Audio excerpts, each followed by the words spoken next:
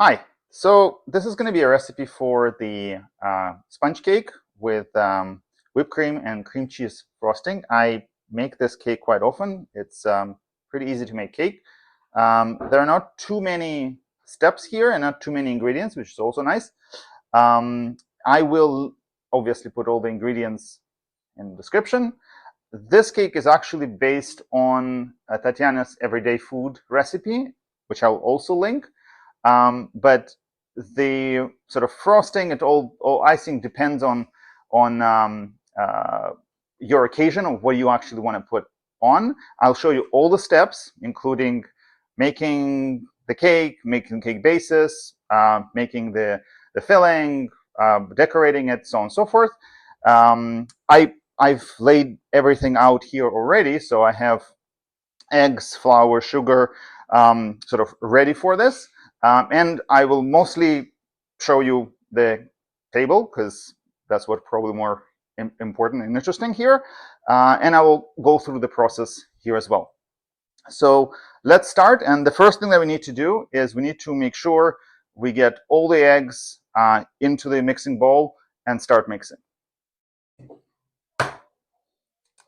So some recipes call for separating egg whites and egg yolks. In this particular recipe, you don't really need to do that, which is also nice because I wouldn't say it makes too much of a difference. And I haven't been doing it. I've been making this recipe for literally probably over a decade. So this is the approach. Now, obviously, I will not. I will speed up the process of mixing, but I do want to show you the consistency that you need to get to. And basically, the process here is this.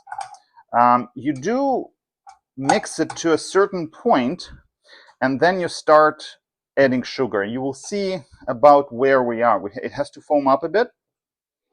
The one thing that I strongly recommend is making sure that you weigh all your ingredients. I use 160 grams of sugar and 160 grams of flour for and 1.5 teaspoons of baking powder. The sugar goes in first, and you'll see the way how I do it. I don't dump it right away. It goes gradually. All right, so let's go. I do it in about speed number 4 or 5 on the KitchenAid mixer, but this is about the speed that you need to run.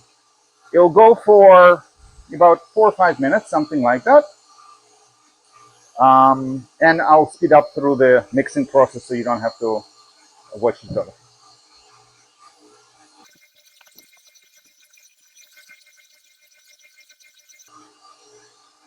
In about a minute mark, I would speed it up a bit more, something to the speed of 6.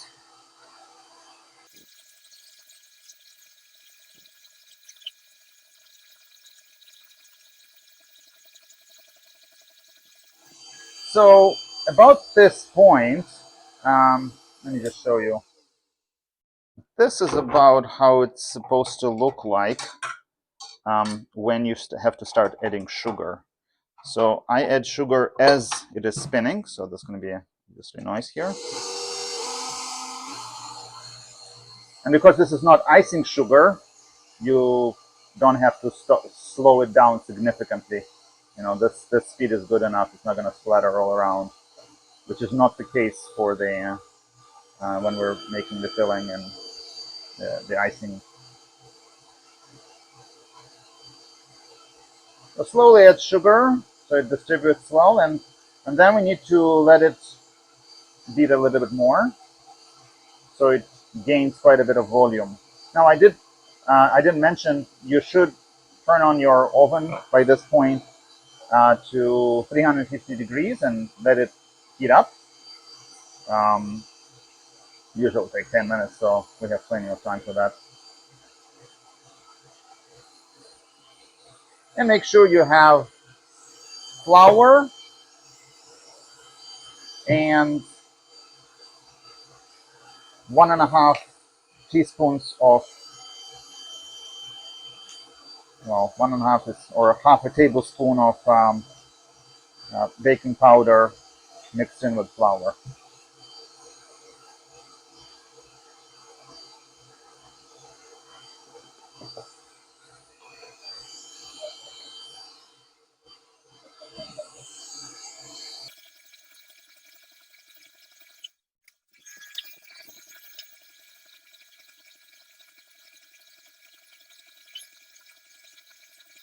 So what I want to get is a little bit thicker consistency. So this is still too thin. I would go a bit more.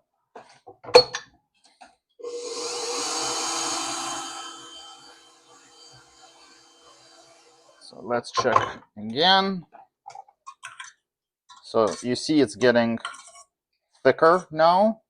What I will do is give it another minute or so, and I will add about a teaspoon of vanilla extract.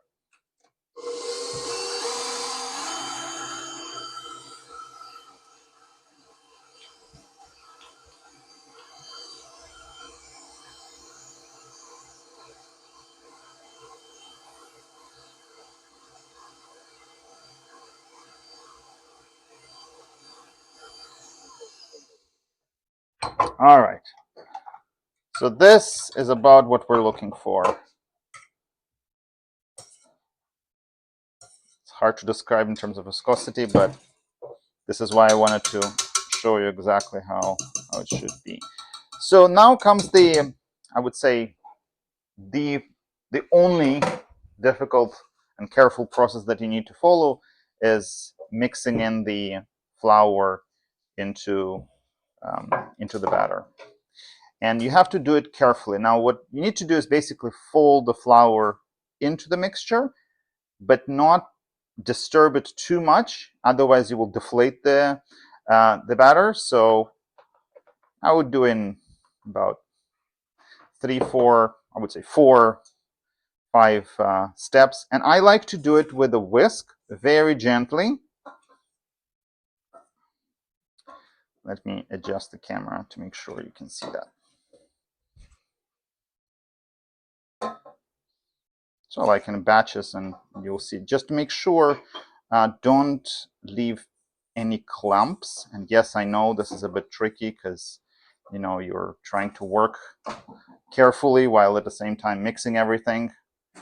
Comes with a little bit of practice, but it's not too difficult. The important part is don't overbeat it. Never do it in the mixer because you will just deflate everything and then might as well throw it out and start from scratch at that point. It happened to me, of course, especially if I'm rushing, but try not to rush.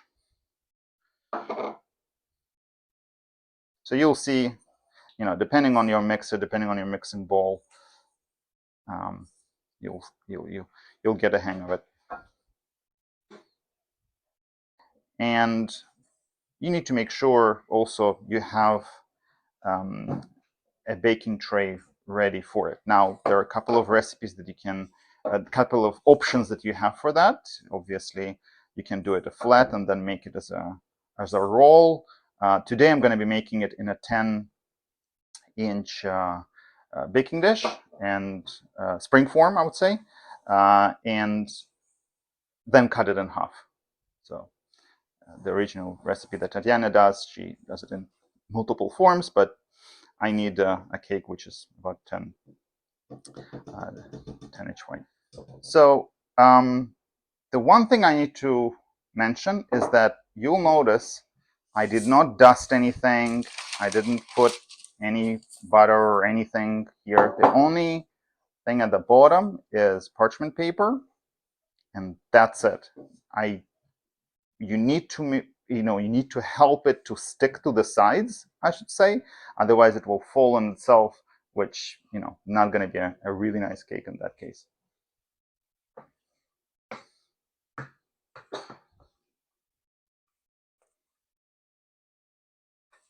All right, got most of it out. This distributed fairly well, but if you're using a wide baking dish or baking tray, it's not going to work out as easy. So you this is what I use for Cibric. Now, the last step that you need to do, and this is a bit strange, because there are lots of bubbles inside, you need to get the bubbles out, or at least the big ones out. So you basically drop your spring form, and you will notice some bubbles are getting to the top and popping. That's it. We're ready to put it into the oven. So we'll see how it comes out after about 25 minutes in the oven. So while the cake is baking, we need to make the filling. And the filling is going to be about 200 grams of cream cheese. I mean, the usual pack is 250. So I'll take a little bit off, about a fifth off.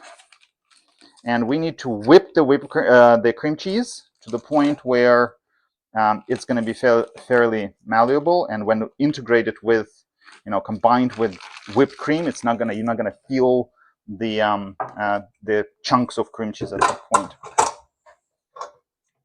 All right, I can get the whisk as well. So the one thing I wanted to mention is that you do need to have cream cheese, preferably room temperature.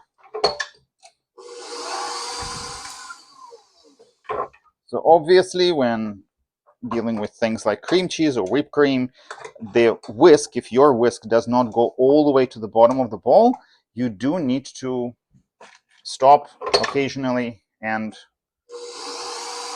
sort of scrape the sides.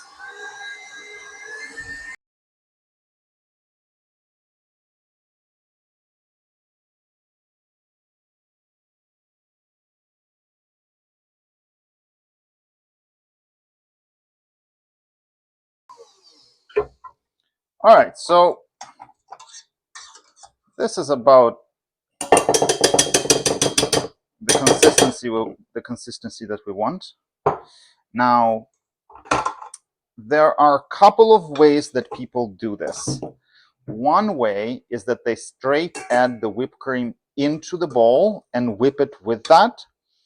I am not too comfortable doing that, so I always whip the whipped cream and then separately start adding it, and I'll show you the process that I do. Now, you don't need to perfectly clean out the bowl, so this is good enough to continue with the whipped cream. And for whipped cream, I use half a liter of it. So easiest way to do it.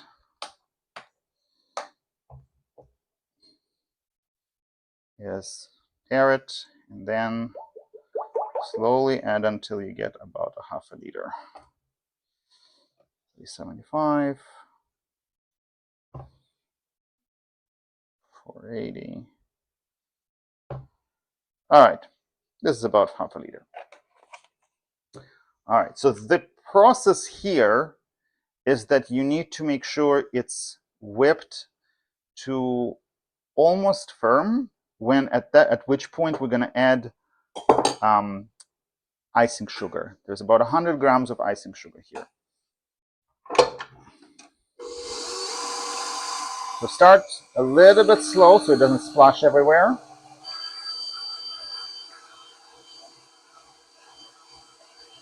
And in about 20 to 30 seconds, increase the steam. So you see, this is about the consistency that I want whipped cream whipped, and at which point I'm going to add the icing sugar. And I will do it at a low speed. Please, at a low speed. Be very careful, because otherwise it will go everywhere.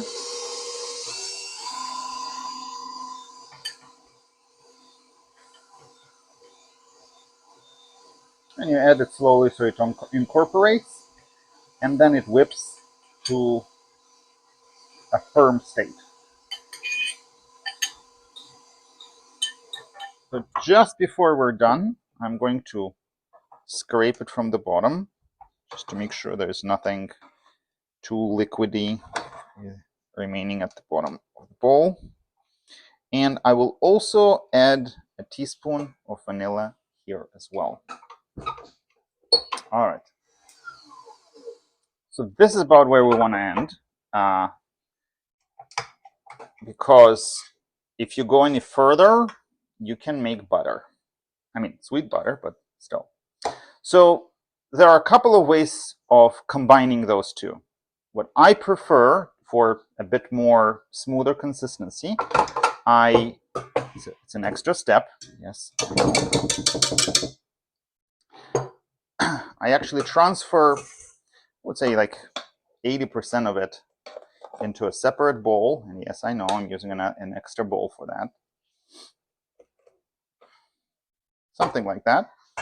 And I add the whipped cream cheese and I whip them together, and then I add and combine the rest.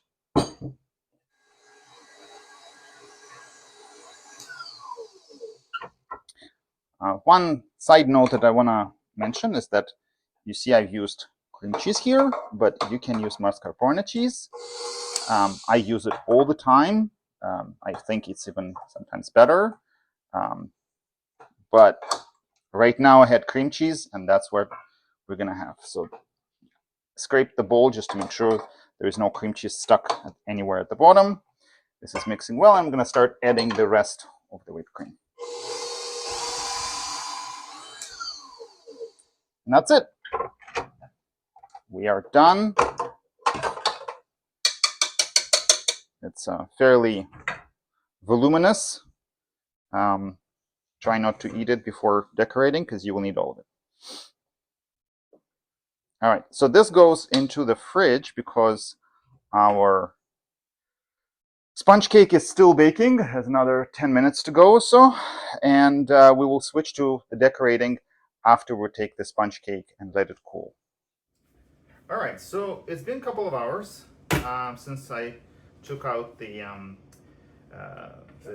basically the cake, baked cake out of oven, and I let it cool. It has to be sort of firm, so make sure it's not like sagging or jiggly, but 25 minutes in the oven should be sufficient. Try not to take it to anywhere like in a cool place right away. It needs to just sit and cool. And don't open up the springform either, well, because you're gonna tear apart the actual sponge cake. Let it fully cool, and only after that, I use again, offset spatula and go around the edge to separate it from the springform. And only after that you open up the springform. Okay, so that sort of like allowed it to hold on to the sides and not fall on itself, because it's very light, airy cake. All right, take it out this way.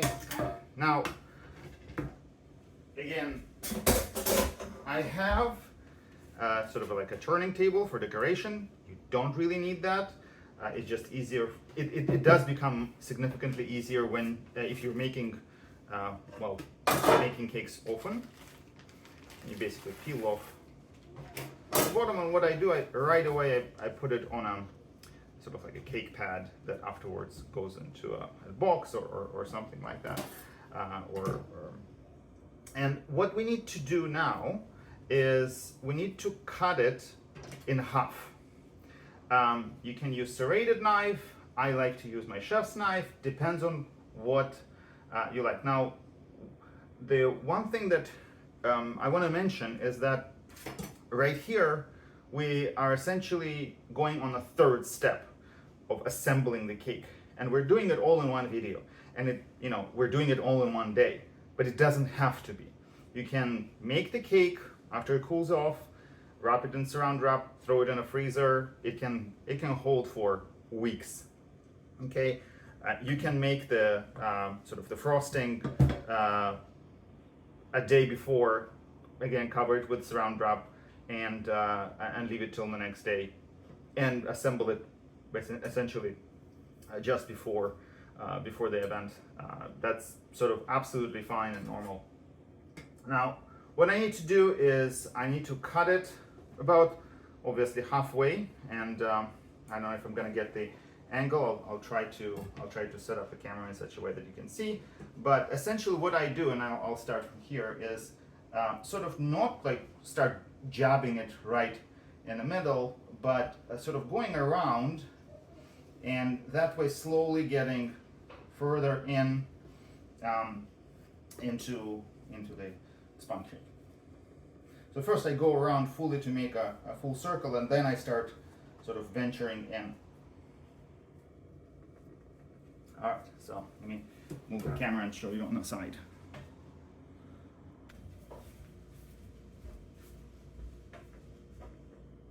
So obviously this is why the turntable is convenient. Otherwise you have to move the cake yourself.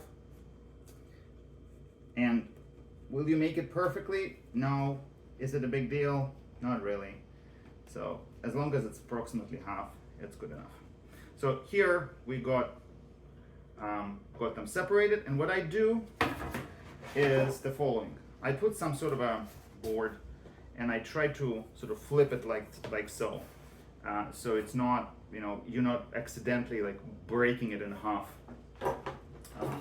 And let me move the camera to the top view, and you'll see how it worked out. So at this point, we separated it in half, and we're about to start decorating, well, actually filling it inside. However, before that, what I like to do is I like to moisten the cake a little bit. And about the time that I took out the cake out of the oven, I would, or actually, an hour before decorating it, I would make a tea, just whatever flavor you like. I really like to put jasmine tea. It could be a citrus tea, whichever flavor you would like. And then use a brush. I mean, that's my approach. You can use a spritz bottle, whatever works for you. And basically moisten the whole cake with this tea. I mean, if you don't have brush, you can use a spoon. Just don't put too much in one spot, because otherwise it will end up leaking essentially from there.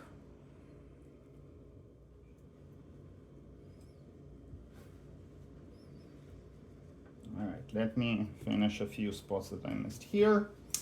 And at this point, we get to essentially a stage where we have to decide of what we like to do. It does not have to be the same way how we're doing it right now.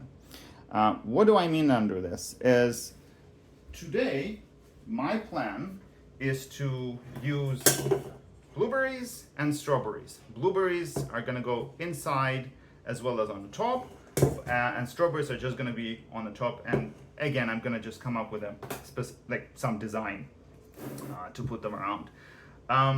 You can, at this point, either lay the whipped cream and cream cheese mixture, or you can use jam instead of berries. Today's, right now it's summer, so we can get berries and they're pretty nice, so might as well use them.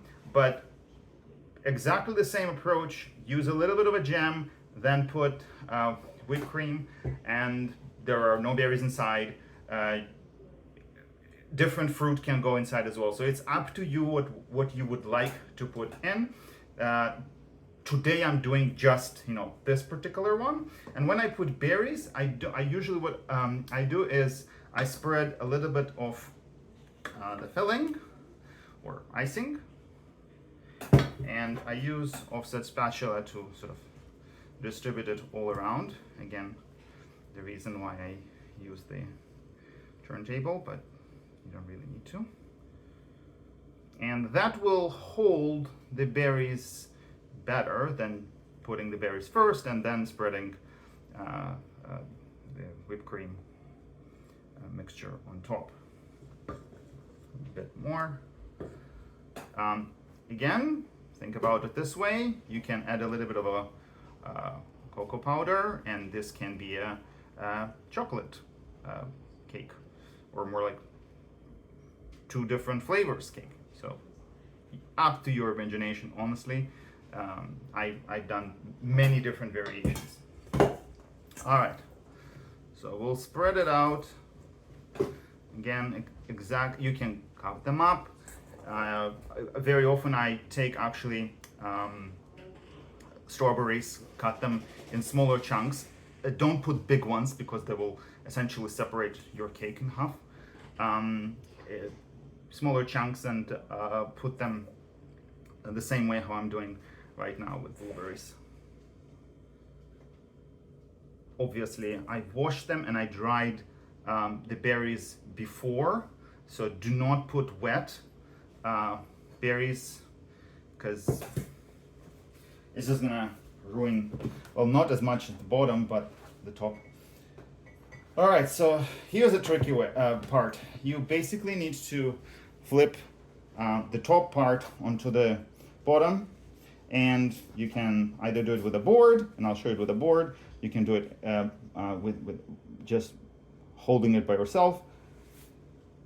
And of course, I will not be perfect about it. You can adjust and like press it a little bit, not too much, press it a little bit. And now we are ready to basically frost the rest of the cake.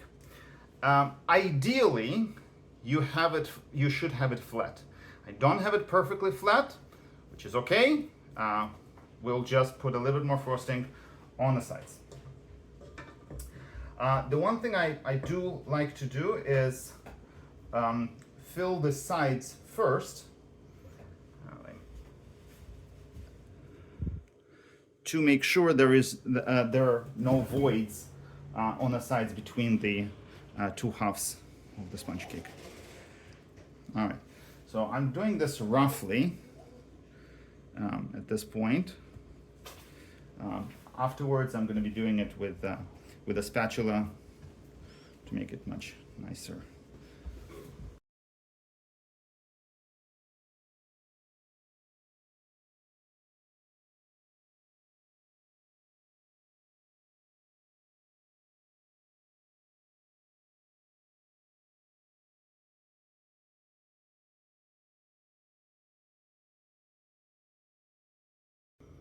All right, so the design here is going to be very simple.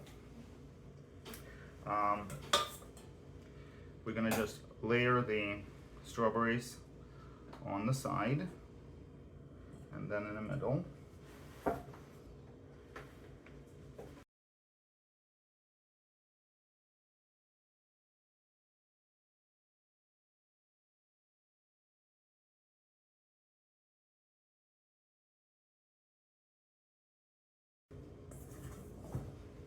Sometimes people like to glaze the berries on top for a more glistening look.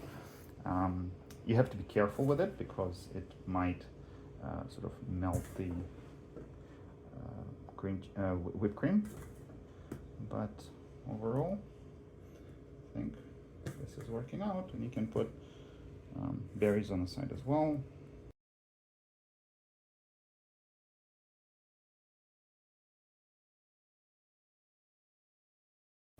And basically that's about it. At that point, you can put it in the fridge. It will be nice if you can put it in the fridge for a little bit, and you get yourself. And that is my tutorial on how to make a sponge cake with whipped cream and cream cheese. There you go.